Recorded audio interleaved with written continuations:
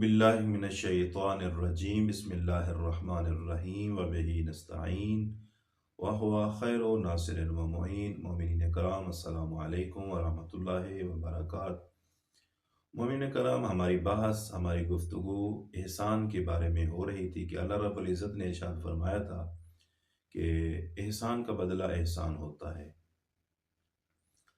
कुछ लोग ऐसे होते हैं कि जो एहसान का बदला एहसान नहीं बल्कि बुराई करते हैं।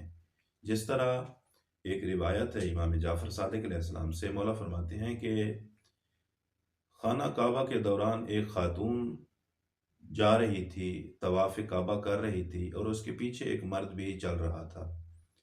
कुछ देर के बाद क्या होता है कि ये खातून अपना हाथ बुलंद करती है और ये मर्द उसके हाथ के ऊपर हाथ रख देता है, और इस मर्द का इस खातून के हाथ पे हाथ रखना था खुदाबंद मुताल की तरफ से अजाब बन जाता है कि इन दोनों का हाथ आपस में चस्पा हो जाता है।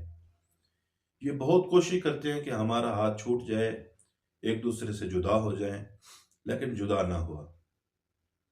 आखिरकार एक मर्द अमीर मक्का के पास जाता है और उसको ये माजरा वाक़या सुनाता है और कहता है कि मक्का में ये वाक़या हो गया है। तो अमीर मक्का तमाम उलमाए कराम को इकट्ठा करता है। जब उलमा इकट्ठे हो जाते हैं तो फ़ौरन पूछता है, क्या यहाँ कोई फ़र्जंद रसूल भी मौजूद है? तो कहते हैं, यहाँ फ़र्जंद रसूल इमाम हुसैन अलैहिस्सलाम मौजूद हैं। तो मौला को बुलाता है।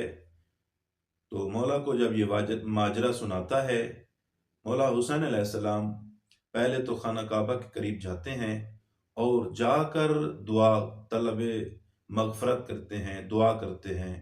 दुआ करने के बाद आते हैं, मर्द के हाथ को पकड़ते हैं और यानी ताकत इमामत से, मोजज़ा इमामत से मर्द का हाथ औरत से जुदा कर देते हैं।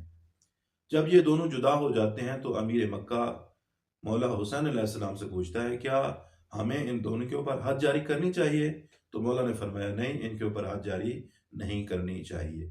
तो रिवायात में मिलता है कि देखें, मौला हुसैन अलैहिस्सलाम ने ये सारबान था, यानी ये एक ऊंट चराने वाला इंसान था।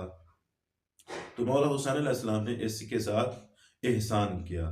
तो इसने कितना एहसान किया कि कहते हैं कि जब 11 मुहर्रम की रात थी, यही इंसान था जो मौला हुसैन अलैहिस्सलाम की उंगली को काटने वाला था, जो मौला की उंगली के ऊपर अंगूष्तर थी।